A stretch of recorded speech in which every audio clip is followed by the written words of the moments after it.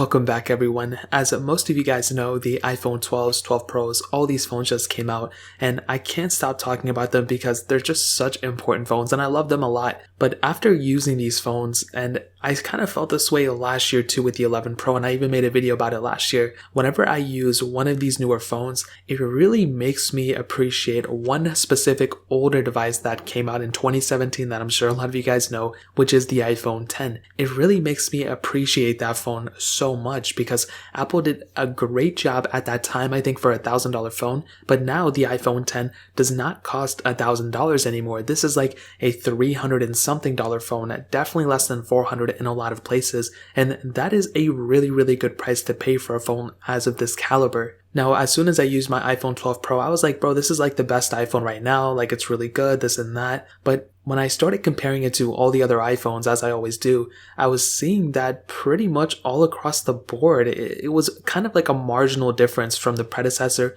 and even the predecessor's predecessor going to the XS. There really wasn't that big of a difference. And even when I went to something like an iPhone 10, there really wasn't that big of a difference if I'm being completely honest. Now, obviously you have the change in body, you have a bigger screen, you have a lot of different things like that, but on a day-to-day basis for someone like me, I don't really use a crazy amount of things. I don't really get super crazed up about the hype of certain devices. I mean, obviously I do to make videos on them and stuff, but on my daily life, whenever I do things, I don't really sit there and wow about a phone. As long as it works and it does the job, then I'm perfectly fine with it. And with the iPhone 10, that's still 100% the case. And I feel like if Apple went ahead and added a 120 Hz refresh rate, or if they removed the notch entirely, I felt like I would have kind of been more in tune with this specific device, and I feel like that's why the iPhone 13 is probably going to kill it.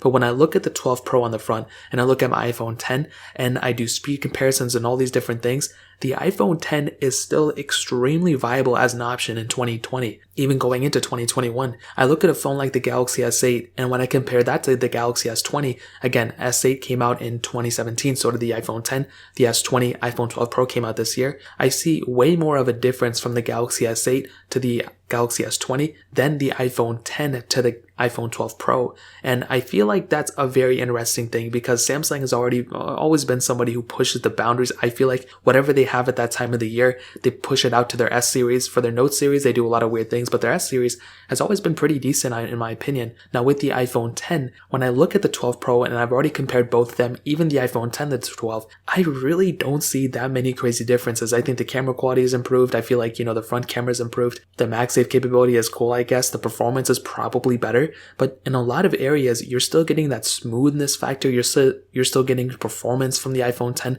You're still getting the same software updates from the iPhone 10 to the 12 Pro in terms of daily updates. Whenever one phone gets an update, the other one gets it. Of course, the iPhone 12 Pro is going to last longer in terms of the software update, but as of right now, I feel like there's a lot more similarities between these two phones than differences.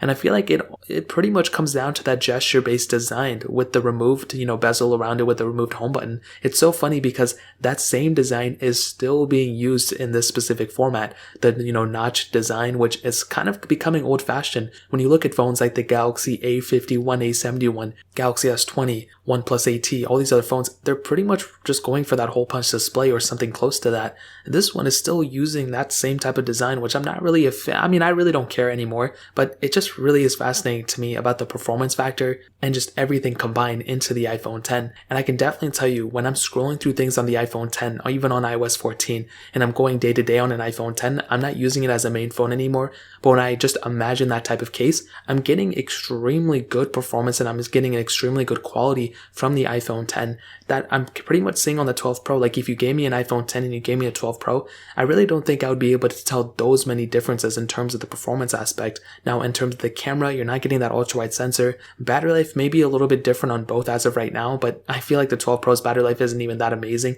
like the 11 Pro's battery life was last year. But I think when it comes down to it, the iPhone 12 Pro really did make me appreciate and love my iPhone 10 even more. Last year, it was the same case with the 11 Pro. I love my iPhone 11 Pro. That was a great phone. And I feel like my iPhone 12 Pro is pretty much in the same ballpark. I feel like it's almost the exact same case. With the iPhone 10 though, I just feel like it has so many more similarities to the 12 Pro than I was expecting. I feel like if they did add that 120Hz refresh rate or something like reverse wireless charging, I feel like those things would have been really awesome. And it's kind of unfortunate because next year Apple is kind of set to remove the Lightning port, and I feel like they're going to add in something like a bigger battery and things like that, but it's going to come to the cost as a Lightning port, and everyone's probably going to have to opt in to get the wireless charger or something. So it's going to be very interesting how they're going to do it next year, but I definitely do feel like the iPhone X is just so good. It is such a timeless phone that I've even made videos about the iPhone X being timeless, I think last year, maybe even the year before. But the iPhone X has had a crazy ride, and for sure, compared to the iPhone 12 Pro, I really do like my iPhone X even more. And the fact that it's held up this well throughout the years, I mean, even the iPhone 8 Plus, I think, definitely still a great phone, I think, for the most part, for the price and everything. But when you look at the iPhone X and iPhone 8 Plus, I feel like the iPhone X has done a better job at kind of holding up the test of time over the iPhone 8 Plus, in my opinion. That mostly has to do with the design. They pretty much have the same internals, but that gesture-based design did improve a lot, in my opinion. So that really pretty much covers it up. If you guys have any questions or anything like that, let me know in the comment section as well. Hit the like button, that would mean so much, but definitely hit that subscribe button. Every single subscriber that we get really does count, so it means so much if you guys could hit that. Also check out the other links down in the description as well. My Twitter, my Instagram, my other channels. More importantly, everything else. I love every single one of you guys. Hopefully I'll catch you guys in the next video. Peace out till then.